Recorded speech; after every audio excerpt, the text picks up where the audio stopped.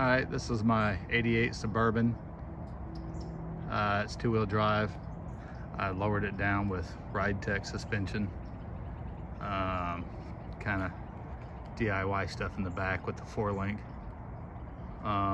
Coilovers. It's got the strong arm tubular control arms in the front, big old sway bar. Let's see, I think there's 2-inch drop spindles, and the caster change really helped with the tracking on the interstate. But I think it still needs a rack and pinion setup, so I'll need to figure that out.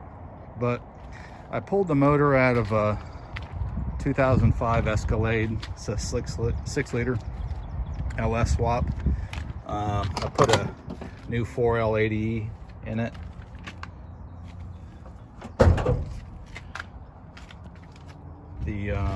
I've got Dakota digital gauges. Pretty stock interior. This is the custom model where it doesn't have the power windows and cruise control and that sort of thing, but I kind of like it that way. Interior's in good shape. The factory dash was blue. Probably should have went back in with blue. Let me know what you think. The Holley Terminator X Max I have running, the computer and transmission is all hidden behind the dash up there, so it's tucked up out of the elements. Let's see here. I've got it's pretty good install, pretty clean install. I got long tube stainless headers on there. Engine fits in there well. Cold air intake kit. The 2 fans were out of the Escalade, and I put these aluminum reservoirs that you see. One's a reservoir for the windshield washer fluid, and the other one's for the coolant temperatures, or the coolant fluid. Yeah.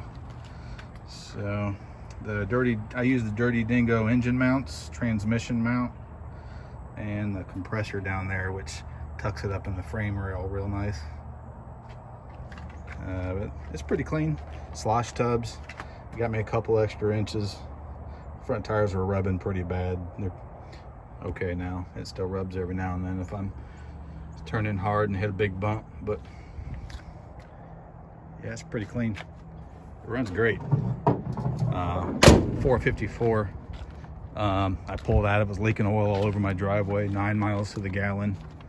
And so this is doing a lot better. More power too, so that's good. But it's all clean. I may or may not, here's my partner.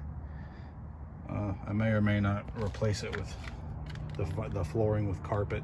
We'll see. I put Dynamat in the back here. Let me get the keys. That really helped. I did not only on the front of the door behind the panel here, but I did on the panel itself inside the door to really help with the sound with the Dynamat, and it's made a big difference.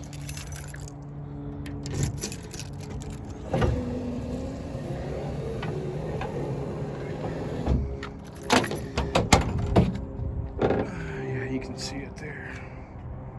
So it's all rolled out. That's where the spare tire normally is. But that'll probably have carpet over it at some point, or some sort of panel. But yeah, headliner's in good shape. It's a good truck. Needs some paint and stuff, but 4-link the rear. I think I was saying that, was just mentioning that earlier. The let's see if I can get a shot here. The 4-link sort of comes generic, and you cut to fit, weld up what you need to.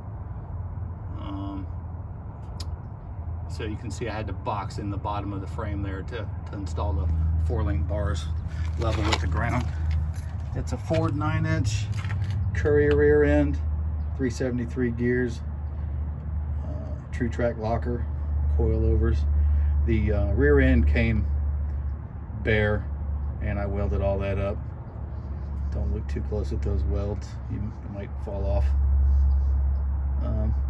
But man, it rides great, and it's a heck of a lot lighter than it used to be. It used to weigh 5,500 pounds. I think it's under 5,000 now, like 4,500.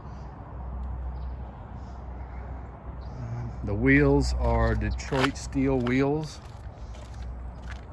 with, on the back's got a nice lip, 20 by 9s with a 3 1/4 inch back spacing or offset. Get that wrong, it's one of the two. I could look it up if you wanted to know. The front is, I had to roll the fenders a little bit to get it clear front and back. The front are 20 by 8s with 4 inch back spacing or offset, one of the two. Yeah, it's got the Dirty Dingo transmission mount, 5 inch aluminum drive shaft. It had a 2-piece drive shaft. I went back in with a 1-piece. So yeah, that's rides great. Let me know if you have any questions, or I can post another video or pictures of something, or part numbers. If I know there's everybody and their brothers out there LS swapping everything, and these old square bodies are pretty hot right now. Yeah, anyway, let me know.